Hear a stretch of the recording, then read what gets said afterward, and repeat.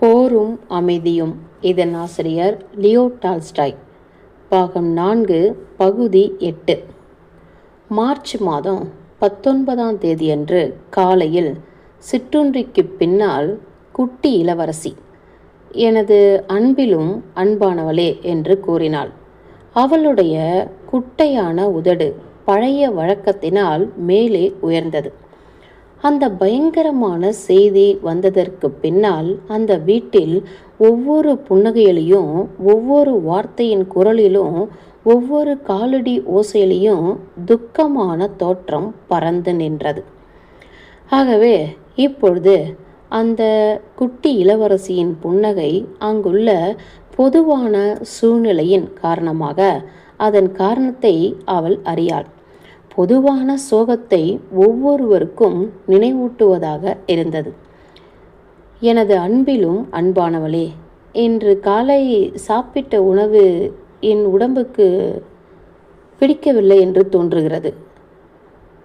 உனக்கு உடம்புக்கு என்ன செய்கிறது? உன் முகம் வெளிரியிருக்கிறது.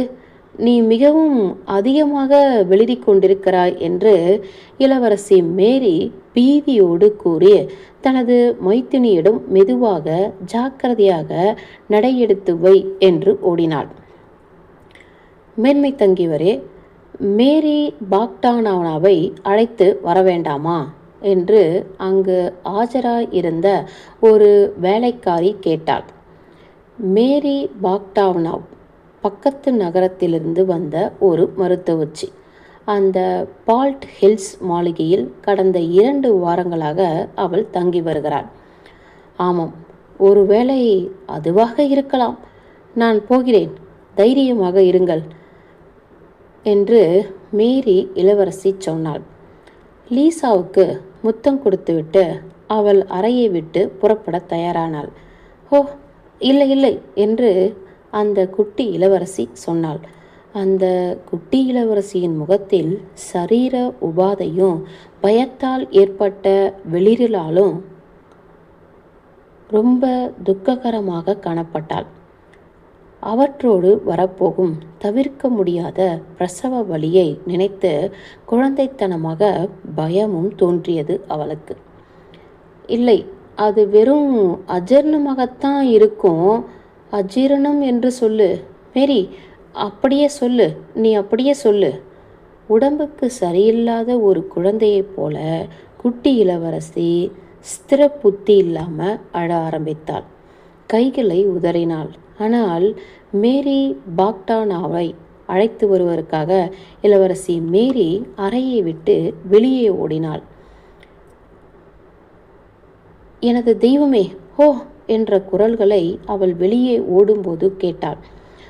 தமது முக்கியத்துவத்தை காட்டக்கூடிய தோற்றத்தில் தனது பருத்த வெள்ளை கைகளை தேய்த்து கொண்டு அந்த மருத்துவச்சி வந்து கொண்டிருந்தாள். மேரி பாக்டானா, அது ஆரம்பித்து விட்டது என்று நினைக்கிறேன் என இளவரசி மேரி அந்த மருத்துவச்சியை பீதியுற்ற விரிந்த கண்களோடு நோக்கி கொண்டு சொன்னாள். நல்லது, கடவுள் போற்றப்படுவராக இளவரசி என்று மேரி பாக்டானா கூறினாள். ஆனால் அவள் நடையின் வேகத்தை அதிகரிக்கவில்லை. வாலிப சீமாட்டிகளான உங்களுக்கு அதை பற்றி ஒன்றும் தெரியக்கூடாது. மாஸ்கோவிலிருந்து வரவேண்டிய டாக்டர் இன்னும் ஏன் வரவில்லை என்று இளவரசி கேட்டாள். லீசாவினுடையதும் இளவரசர் ஆண்ட்ரூவினுடையதும் விருப்பப்படி மாஸ்கோவிலிருந்து ஒரு டாக்டரை வரவழைக்க ஏற்பாடு செய்திருந்தார்கள். அவரை ஒவ்வொரு வினாடியும் எதிர்பார்த்து கொண்டிருந்தார்கள். அதை பற்றி கவலை இல்லை இளவரசியே, நீங்கள் பயப்பட வேண்டாம். ஒரு டாக்டர் இல்லாமலேயே நாம் எல்லாவற்றையும் நன்றாக சமாளித்து விடலாம் என்றாள் மேரி பாக்டானா. 5 நிமிஷங்களுக்கு பிறகு எதையோ கனமான ஒன்றை தூக்கி கொண்டு போவதை போன்ற ஓசையை தனது அறையில் இருந்த இளவரசி மேரி கேட்டாள். அவள் வெளியே பார்த்தாள்.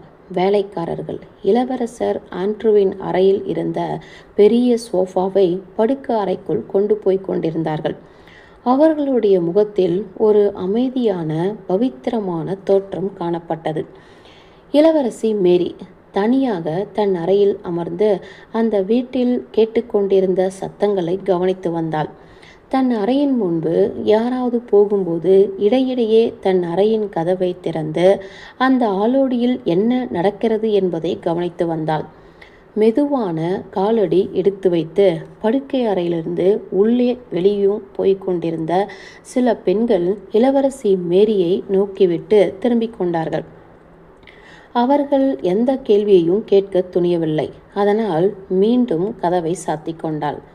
தனது சாய்வு நாற்காலியில் உட்காருவதும் பிரார்த்தனை புத்தகத்தை எடுத்து படிப்பதும் தெய்வ சிலையின் முன்பாக முழங்கால் படி இடுவதுமாக இருந்தாள். அவளுடைய பிரார்த்தனைகளால் அவளுக்கு ஏற்பட்டிருந்த பரபரப்பை அடக்க முடியவில்லை என்பதை கண்டதும் அவளுக்கு ஆச்சரியமும் வருத்தமும் ஏற்பட்டன. திடீரென்று அவள் அறையின் கதவு மெதுவாக திறக்கப்பட்டது. அவளுடைய பழைய தாதி பிராஸ்கோவியா சாவிஷ்னா தன்னுடைய தலையில் ஒரு சால்வையை போட்டுக்கொண்டு தோன்றினாள். அவள் அந்த அறைக்குள் வரக்கூடாதென்று வயோதிக இளவரசர் தடுத்திருந்தபடியால் அந்த அறைக்கு அவள் வருவதே இல்லை. உன்னுடன் சிறிது நேரம் இருக்கலாம் என்று நான் வந்தேன் மாஷா. இளவரசரின் கல்யாண மெழுகுவத்திகளை இதோ நான் கொண்டு வந்திருக்கிறேன். அவருடைய மகாத்மாவின் முன்பு அவற்றை பொருத்தி வைக்க வேண்டும் எனது தேவதையே என்று பெரும் மூச்சோடு சொன்னாள். அப்படியே தாதியே, எனக்கு மிகுந்த சந்தோஷம். கடவுள் எப்பொழுதுமே கருணை உள்ளவர். அந்த தாதி மெழுகுவத்திகளை பொருத்தி தெய்வ சிலைக்கு முன்பாக வைத்துவிட்டு கதவிற்கு பக்கத்தில் அமர்ந்து தனது பின்னல் வேலையை செய்து கொண்டிருந்தாள். ஒரு புத்தகத்தை எடுத்து இளவரசி மேரி வாசிக்க ஆரம்பித்தாள். காலடி ஓசையோ பேச்சு குரல்களோ கேட்கும்போது ஒருவருக்கொருவர் பார்த்து கொள்வார்கள். பரபரப்போடும் கேள்விக்குறியோடும் இளவரசி பார்ப்பாள். தைரியமாக இருக்கும்படி தனது பார்வையால் அந்த தாதி தைரியமூட்டுவாள். இளவரசி மேரி தனது அறையிலிருந்து என்ன அனுபவத்தை அடைந்து கொண்டிருந்தாலோ அதே அனுபவத்தை தான் அந்த வீட்டிலுள்ள ஒவ்வொருவரும் அடைந்து கொண்டிருந்தார்கள். ஆனால் ஒரு பெண் கஷ்டப்படும் போது அதை பற்றி அறிந்தவர்கள் அதிகமாக இல்லாமல் இருந்தால் அவள் அனுபவிக்கும் கஷ்டம் குறையும் என்ற ஒரு மூட நம்பிக்கை இருந்து வந்தபடியால் ஒவ்வொருவரும் தங்களுக்கு தெரியாதது போல நடித்து வந்தார்கள். ஒருவரும் அதை பற்றி பேசுவதில்லை. இளவரசரின் மாளிகையில் சாதாரணமாக காணப்படுகிற மரியாதையான நடை உடை பாவனைகள் வெளிப்பார்வைக்கு தெரிந்த போதிலும் ஒரு பொதுவான கவலையும் மனங்கனிந்த நினைப்பும் ஒரு அதிசயமான பெரிய காரியம் அந்த வினாடியில் அங்கு நடந்து கொண்டிருப்பதாக ஏற்பட்டுள்ள பிரக்னையும் அங்கு காணப்பட்டன. வேலைக்காரிகளின் பெரிய கூடத்தில் சிரிப்பு எதுவும் இல்லை. வேலைக்காரர்கள் எல்லோரும் கூடத்தில் அமைதியாகவும் ஜாக்கிரதையாகவும் உட்கார்ந்து காத்து கொண்டிருந்தார்கள். வெளியே உள்ள அடிமைகளின் விடுதிகளில் தீவட்டிகளும் மெழுகுவத்திகளும் எரிந்து கொண்டிருந்தன. ஒருவரும் தூங்கவில்லை. வயோதிக இளவரசர் தமது குதிக்கால்களால் தமது அறையில் மேலும் கீழும் நடந்து கொண்டே இருந்தார். தமது சேவகனான டிக்கனை அனுப்பி என்ன செய்தி என்று மேரி பாக்டாவனாவிடம் விசாரித்து வரும்படி சொன்னார். இளவரசர் கேட்க சொன்னார் என்று மட்டும் சொல்லு. அவள் என்ன பதில் சொல்கிறாளோ அதை என்னிடம் வந்து கூறு என்றார். பிரசவ வலி ஆரம்பமாகிவிட்டதென்று இளவரசரிடம் போய் சொல்லு என்று ஒரு முக்கியத்துவ பார்வையோடு மேரி பாக்டாவனா அந்த வேலைக்காரனிடம் சொல்லி அனுப்பினாள். இளவரசரிடம் டிக்கின் சென்று அதை கூறினான். ரொம்ப சரி என்று இளவரசர் சொல்லிவிட்டு அறைக்கதவை சாத்திக் கொண்டார். அதற்கு பின்னால் அந்த அறையிலிருந்து ஒரு இம்மி சப்தம் கூட வெளியே கேட்கவில்லை. அவன் மீண்டும் மெழுகுவத்திகளை கொளுத்தி வைப்பதற்காக அறைக்குள் நுழைந்தபோது இளவரசர் சோஃபாவில் படுத்திருந்ததை அவன் பார்த்தான். அவருடைய துயரமான முகத்தை அவன் பார்த்து தன் தலையை அசைத்து கொண்டு அவரிடம் சென்று மெதுவாக அவர் தோள்களில் முத்தமிட்டுவிட்டு அவன் நினைத்து வந்த வேலையை செய்யாமலும் தான் எதற்காக அறைக்குள் வந்தான் என்பதை சொல்லாமலும் அறையை விட்டு வெளியே போனான். உலகத்தில் உள்ள ஒரு மிகுந்த பவித்திரமான ரகசியம் தனது வழியில் போய்கொண்டிருந்தது. மாலை கழிந்தது. இரவு வந்தது. அந்த ஆழம் காண முடியாத சந்நிதானத்தில் அந்த ஆவலின் உணர்ச்சியும் உள்ளத்தை உருக்கும் காரியமும் இன்னும் குறையவில்லை. கூடிக்கொண்டே இருந்தது. ஒருவரும் தூங்கவில்லை. மார்ச் மாதத்தில் ஓர் இரவு. குளிர்காலம் தனது ஆதிக்கத்தை மீண்டும் ஏற்படுத்த விரும்பி தனது கடைசியான பனித்துவாலைகளை பெய்து அசாத்தியமான கோபத்தோடு புயலை ஏவிவிட்ட மாதிரி தோன்றிற்று. மாஸ்கோவிலிருந்து வந்து கொண்டிருந்த ஜெர்மன் டாக்டரை அழைத்து வருவதற்காக ஆங்காங்கே குதிரைகள் நிறுத்தி வைக்கப்பட்டிருந்தன. கிராமாந்திர ரஸ்தாக்களில் பள்ளங்களும் பனிமூடிய குட்டைகளும் இருந்தபடியால் அதில் வழிகாட்டுவதற்காக ரஸ்தா சந்திப்புகளில் கையில் விளக்குகளுடன் வேலைக்காரர்கள் குதிரை மீது காத்திருந்தார்கள். இளவரசி மேரி தனது புத்தகத்தை அப்படி பக்கமாக வைத்து வெகுநேரமாகிவிட்டது. அவள் மௌனமாக அமர்ந்திருந்தாள். அவளுடைய ஒளிவிடும் கண்கள் அவளின் தாதியினுடைய சுருக்கம் விழுந்த முகத்தில் பதிந்திருந்தன. அந்த சுருக்கம் ஒவ்வொன்றையும் அவள் நன்றாக அறிவாள். தலையில் கட்டியிருந்த கட்டிற்குள் அகப்படாமல் வெளியே நீட்டிக்கொண்டிருந்த அவளுடைய சாம்பல் வர்ண தலைமுடியையும் நாடிக்கு கீழாக தொங்கிக் கொண்டிருந்த சதையையும் அவள் கவனித்தாள். அந்த தாதி சாவிஷ்னா கையில் பின்னல் வேலையை செய்து கொண்டே மெதுவான குரல்களில் காதில் கேட்கவோ அர்த்தம் புரிந்து கொள்ளவோ முடியாத தாழ்ந்த குரலில் இதற்கு முன்னால் நூற்றுக்கணக்கான தடவைகள் சொல்லி வந்ததை மீண்டும் மீண்டும் சொல்லிக் கொண்டிருந்தார். காலஞ்சென்ற இளவரசி கிஷினேவ் என்ற இடத்தில் மருத்துவச்சிக்கு பதிலாக மால்டாவியான் விவசாய பெண் ஒருவளின் உதவியை மட்டும் கொண்டு இந்த இளவரசி மேரியை எப்படி பிரசவித்தாள் என்று கூறிக்கொண்டிருந்தாள். கடவுள் கருணை உள்ளவர். டாக்டர்களுக்கு எப்பொழுதும் அவசியம் இருந்ததே இல்லை என்று அவள் சொன்னாள். இந்த சமயம் திடீரென்று ஒரு காற்று வேகமாக ஜன்னலின் சட்டத்தில் அடித்தது. அதிலிருந்த இரட்டை சட்டங்களை அகற்றிவிட்டார்கள். அதனால் ஜன்னல் கதவில் லேசாக பொருத்தி வைத்திருந்த தாழ்பாலை அந்த காற்று தள்ளிக்கொண்டு உள்ளே வீசியது. அதன் பலனாக படுதாக்கள் ஆடின. அங்கிருந்த மெழுகுவத்தி அணைந்தது. உள்ளே குளிர் நிறைந்தது. குளிர்காலத்தில் ரஷ்யாவில் ஜன்னல்களுக்கு 2 கதவு சட்டங்கள் போட்டிருப்பார்கள். குளிர்காலம் முடிந்த பின்பு ஒரு சட்டத்தை அகற்றிவிடுவார்கள்.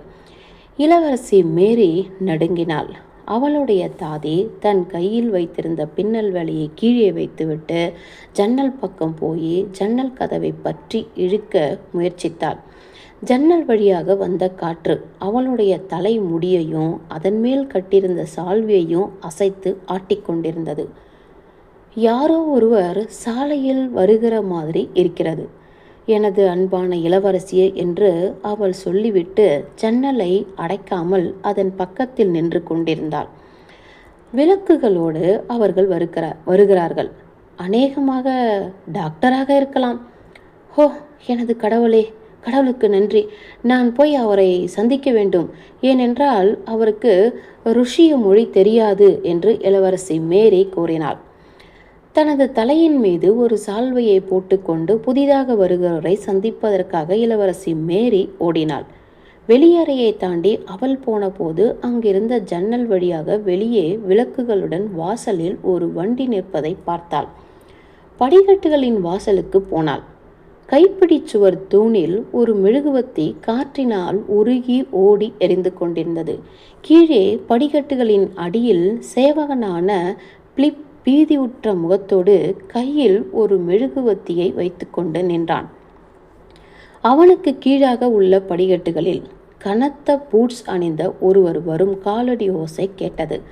அவர் எதையோ பேசிய குரல் இளவரசி மேரிக்கு பழக்கமானதாக தோன்றியது. கடவுளுக்கு நன்றி, அப்பா எங்கே என்று அந்த குரல் கேட்டது. அவர் படுக்க போய்விட்டார் என்று வீட்டு மேனேஜரான டெமியான் என்பவர் பதில் கூறினார். அவர் கீழே இருந்தார். மீண்டும் அந்த குரல் ஏதோ சொல்லியது. டெமியான் பதிலளித்தார். கண்ணுக்கு தெரியாமல் மறைந்திருந்த படிக்கட்டு வளைவில் வேகமாக வரும் காலடி ஓசை கேட்டது. அது ஆண்ட்ரூதான் என்று நினைத்தாள் இளவரசி மேரி. இல்லை, அப்படி இருக்க முடியாது. அப்படி இருந்தால் அது மிகுந்த அசாதாரணமான விஷயம். அவள் நினைத்தது அதே வினாடியில் ஒரு ரோமத்தால் ஆன வெளிச்சட்டையை அணிந்து கொண்டு இளவரசர் ஆண்ட்ரூவின் முகமும் உருவமும் வேலைக்காரன் கையில் வைத்திருந்த மெழுகுவத்தி வெளிச்சத்தில் தோன்றின. ஆமாம், அவரேதான். வெளிரி போய் மெலிந்து போய் மாறிப்போய் அமைதியாக இருக்கிறார் என்றாலும் அவருடைய முகத்தில் பரபரப்பான தோற்றம் காணப்படுகிறது. மெத்தைக்கு வந்த ஆண்ட்ரூ தமது சகோதரியை தழுவிக்கொண்டார். எனது கடிதம் உனக்கு கிடைக்கவில்லையா என்று அவர் கேட்டார். பதிலுக்கு அவர் காத்திருக்கவில்லை. ஏனென்றால் இளவரசியால் பதில் சொல்ல முடியவில்லை.